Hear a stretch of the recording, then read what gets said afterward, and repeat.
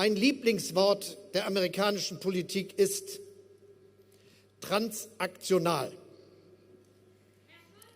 Und wenn man das ganz konkret übersetzt, was transaktional heißen soll, dann bedeutet das, ich denke nur an mich und mache nur, was mir nützt. Und wenn es nicht nützt, mache ich es nicht. Das ist etwas, was nicht deutsche Politik ausmacht. Wir setzen uns ein für ein starkes Europa. Wir setzen uns ein für die Ukraine. Wir setzen uns ein für die Ukraine, weil sie nicht alleine gelassen werden darf. Nur deswegen, nicht weil es da Mineralien gibt. Das ist nicht wahr.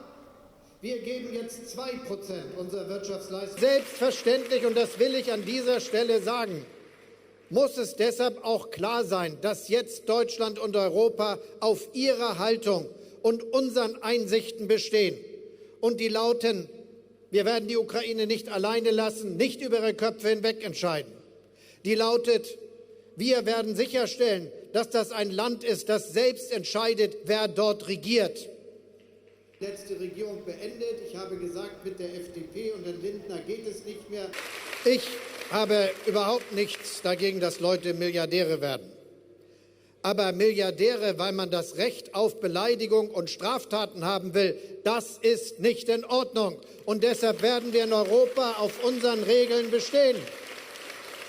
Regeln, die lauten zum Beispiel, dass Nazi-Symbole in Deutschland verboten sind und dass es dabei bleibt.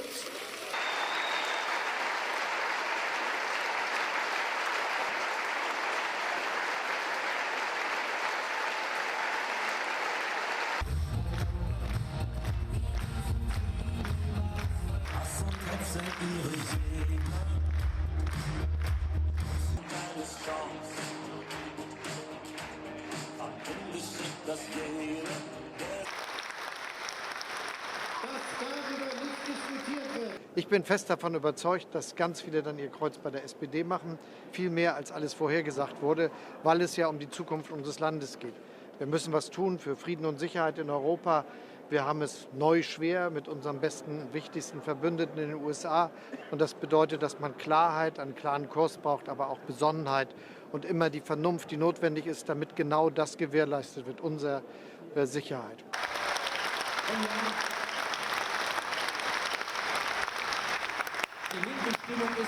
Die betriebliche Mitbestimmung ist eine wichtige. Ich bin nervös, wie das Ergebnis aussehen wird.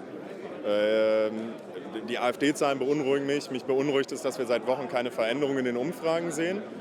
Man hat das Gefühl, es kann passieren, was will, und es ändert sich nichts. Es wirkt wie eingefroren. Jetzt bin ich aber SPD-Mitglied und ich mache seit Wochen Wahlkampf. Deshalb bin ich optimistisch, dass wir am Ende ein gutes Ergebnis erzielen und dass es besser ausgeht, als es jetzt die letzten Wochen quasi vorhersagen lassen. Ich glaube, ohne Optimismus würde man nicht in den Wahlkampf gehen, würde man sich nicht bei den Temperaturen die letzten Tage auch immer an die Wahlkampfstände stellen. Aber ich glaube, es gehört auch eine gewisse Portion Realismus dazu. Ich denke, wir kämpfen natürlich für den Wahlsieg, aber man schaut natürlich auf die Umfragen und sieht, dass es knapp werden wird. Und ich habe die Befürchtung, dass der Merz, dass er ganz viel in der rechten Seite sich dreht, und das ist schon, ja, für mich ist das schlimm. Ich werde wahrscheinlich heulen. Aber warten wir ab, vielleicht klappt das alles ganz gut. Guck mal, Olaf ist da und Pistorius und all die anderen, vielleicht machen mir so ein bisschen Mut und stehe ich besser drauf.